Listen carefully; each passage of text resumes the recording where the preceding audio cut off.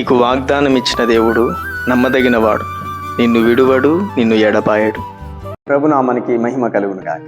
మిమ్మల్ని మీ కుటుంబాలను దేవుడు అన్ని విషయాల్లో దీవించి వర్ధిల్లజేయును గాక. చూడండి, ఉదయకాలమే పరిశుద్ధ ఆత్మదేవుడు తన వాక్కును మనకు అనుగ్రహించి తన వాక్యాన్ని మన దగ్గరికి తీసుకొచ్చి మనతో మాట్లాడతాడు. ఆయన మాటతో మనల్ని నడిపిస్తున్నాడు. ఆయన మాటతో మనం ధైర్యపరుస్తున్నాడు. ఆయన మాటతో మనకు క్షేమాభివృద్ధి కలిగించి చక్కని మార్గం నడిపిస్తున్నాడు. ఎందుకంటే ఆయన నడిపించే దేవుడు, ప్రతి బంధకం నుంచి విడిపించే దేవుడు, ప్రతి విషయంలో మనం రక్షించే దేవుడు. చదువుకుందాం. ఈ ఉదయకాలం ప్రభు నీకు ఇస్తున్న శ్రేష్టమైన మాట 34వ కీర్తన 7వ వచనం. యెహోవాయందు భయభక్తులు గలవారి చుట్టూ ఆయన దూత కావలి ఉండి వారిని రక్షించు.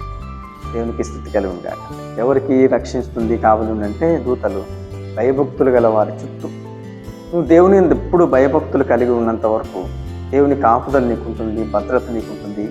ఎప్పుడు నిత్యం ఆ దూతలు నీ వెనకను ముందును ఆవరించి నువ్వు చక్కగా నడిపిస్తాయి. చెడు మార్గంలోకి వెళ్ళనివ్వు, నీ త్రోవ తప్పిపోనివ్వు, విశ్వాసములని సడలిపోనివ్వు.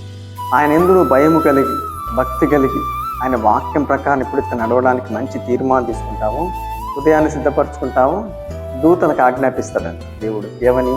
నా కుమారుడు బయలుదేరుతున్నాడు, నా కుమార్తె బయలుదేరుతా ఉంది, మీరు వెళ్ళి కాపాడండి, అతని కావలిగా ఉండండి. ఎందుకంటే నా యందు చాలా భయభక్తులు కలిగి నడిపించబడుతున్నాడు. తన కుటుంబం చుట్టూ మీరు ఎప్పుడు కావలి ఉండండి, మీరు ఎప్పుడు ఆ కంచెగా ఉండండి.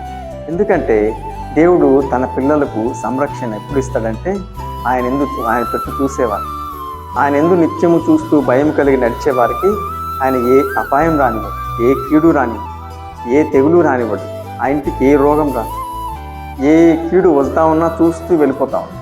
ఎందుకంటే చుట్టూ దూతలు ఉన్నారు కదా, చుట్టూ కంచె వేయబడింది కదా. అందుకే యోబు దగ్గరికి అపవాది వస్తూ ఉందంట, చూసి వెళ్ళిపోతాం. ఎందుకంటే నువ్వు చుట్టూ కంచె వేసావు కదా అని దేవునితోనే చెప్తా ఉన్నాను. చూడండి, కంచె దాటి దుష్టుడు రాలేడు, దూతలు దాటుకొని అపవాది లోపలికి అడుగు పెట్టలేదు. ఎందుకంటే ఆయన ఇచ్చిన భద్రత నీకుంది కాబట్టి, ఆయన ఇచ్చిన కాపుదల నీకుంది కాబట్టి నువ్వు చేసే ప్రతి పనిలో నీకు విజయం, నువ్వు వెళ్ళే ప్రతి మార్గం సరళం చేయబడుతుంది. నువ్వు చేయబోనుకున్న ప్రతి ప్రయత్నం ఆయన సఫలపరుస్తూనే ఉంటాడు. అందుకే యోబు అంతగా అభివృద్ధి పొందాడు. ఆ అభివృద్ధి నువ్వు కూడా చూడాలనుకుంటున్నావా? అయితే భయభక్తులు కలిగి ప్రభుకి ఏది ఇష్టం అదే చెయ్యి. ఆయనకి ఏది నచ్చుతుందో అలాగే నడు. ఆయనకు నువ్వు ఎలాగ ఉంటే నచ్చుతావో, ఎలాగుంటే ఇష్టమో ఆ ప్రకారంగా చేసినప్పుడు తన యందు భయభక్తులు గల వారి చుట్టూ ఆయన ఎప్పుడు కంచె వేస్తుంటాడు. దూతలకు ఆజ్ఞాపించి సంరక్షిస్తూనే ఉంటాడు. మాట పట్టుకొని మంచి తీర్మానం తీసుకో.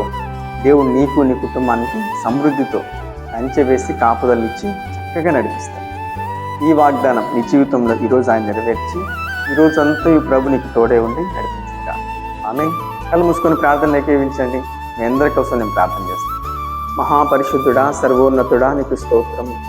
నేను భయభక్తులు గల ఎవరైతే ఉంటారో, ఏ కుటుంబం అయితే ఉంటుందో వారి చుట్టూ నువ్వు కాపుదల పెట్టే దేవుడు, దూతలకు ఆజ్ఞాపించే దేవుడు, రక్షించే దేవుడు అని.